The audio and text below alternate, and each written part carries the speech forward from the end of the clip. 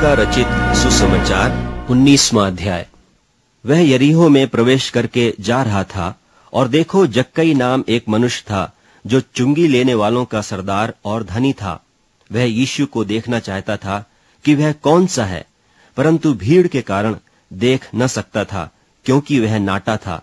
तब उसको देखने के लिए वह आगे दौड़कर एक गूलर के पेड़ पर चढ़ गया, क्योंकि वह उसी मार्ग से जाने वाला था। जब यीशु उस जगह पहुंचा तो ऊपर दृष्टि करके उससे कहा, हे जक्कई, झट उतर आ, क्योंकि आज मुझे तेरे घर में रहना अवश्य है। वह तुरंत उतरकर आनंद से उसे अपने घर को ले गया। यह देखकर सब लोग कुड़कुड़ाकर कहने लगे, वह तो एक पापी मनुष्य के यहाँ जा उतरा है। जक्कई ने खड़े होकर प्रभु से कहा, हे प्रभु, देख, मैं अपनी आधी संपत्ति कंगालों को देता हूं, और यदि किसी का कुछ भी अन्याय करके ले लिया है तो उसे चौगुना फेर देता हूं। तब यीशु ने उससे कहा, आज इस घर में उद्धार आया है, इसलिए कि यह भी इब्राहिम का एक पुत्र है, क्योंकि मनुष्य का पुत्र खोए हुओं को ढूंढने और उनका उद्धार करने आया है। जब वे ये बातें सुन रहे थे तो उसने एक दृष्टांत कहा, इसलिए कि वह यरूशलेम के निकट था और वे समझते थे कि परमेश्वर का राज्य अभी प्रकट हुआ चाहता है। सो उसने कहा, एक धनी मनुष्य दूर देश को चला ताकि राजपद पाकर फिर आए, और उसने अपने दासों में से 10 को बुलाकर उन्हें 10 मोहरें दी और उनसे कहा, मेरे लौट आने तक लेन देन करना।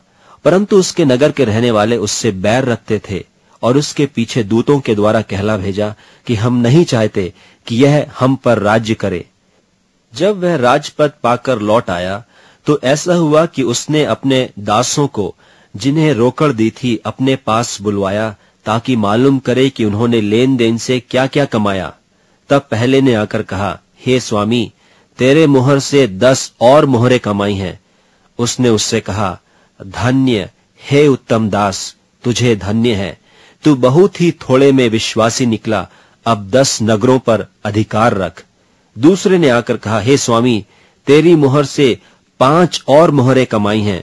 उसने उससे भी कहा कि तू भी 5 नगरों पर हाकिम हो जा। तीसरे ने आकर कहा, हे स्वामी, देख, तेरी मोहरें यह है जिसे मैंने अंगोछे में बांध रखी, क्योंकि मैं तुझसे डरता था, इसलिए कि तू कठोर मनुष्य है। जो तूने नहीं रखा उसे उठा लेता है, और जो तूने नहीं बोया उसे काटता है। उसने उससे कहा, हे दुष्ट दास, मैं तेरे ही मुंह से तुझे दोषी ठहराता हूं। तू मुझे जानता था कि कठोर मनुष्य हूं। जो मैंने नहीं रखा उसे उठा लेता, और जो मैंने नहीं बोया उसे काटता हूं। तो तूने मेरे रुपये कोठी में क्यों नहीं रख दिए कि मैं आकर ब्याज समेत ले लेता? और जो लोग निकट खड़े थे, उसने उनसे कहा, वह मोहर उससे ले लो, और जिसके पास 10 मोहरें हैं उसे दे दो। उन्होंने उससे कहा, हे स्वामी, उसके पास 10 मोहरें तो हैं।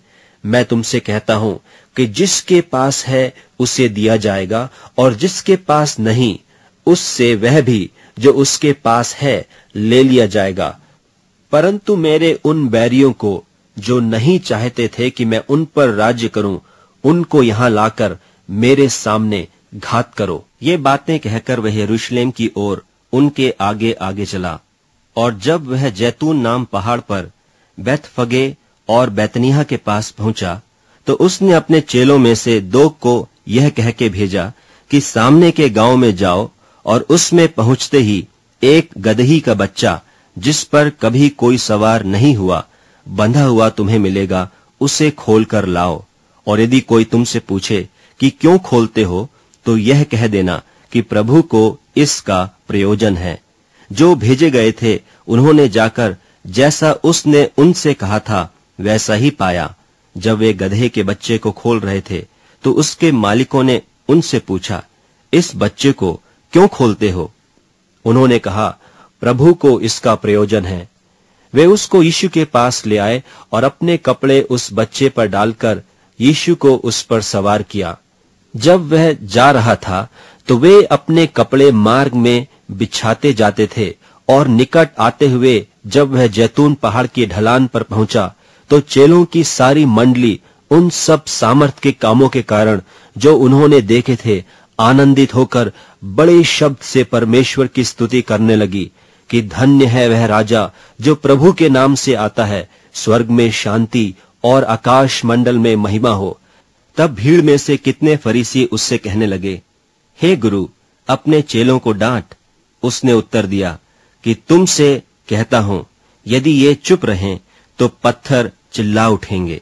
जब वह निकट आया तो नगर को देखकर उस पर रोया और कहा, क्या ही भला होता कि तू ही इसी दिन में कुशल की बातें जानता, परंतु अब वे तेरी आंखों से छिप गई हैं, क्योंकि वे दिन तुझ पर आएंगे कि तेरे बैरी मोर्चा बांधकर तुझे घेर लेंगे और चारों ओर से तुझे दबाएंगे और तुझे और तेरे बालकों को जो तुझ में हैं मिट्टी में मिलाएंगे और तुझ में पत्थर पर पत्थर भी न छोड़ेंगे, क्योंकि तूने वह अवसर जब तुझ पर कृपा दृष्टि की गई न पहचाना।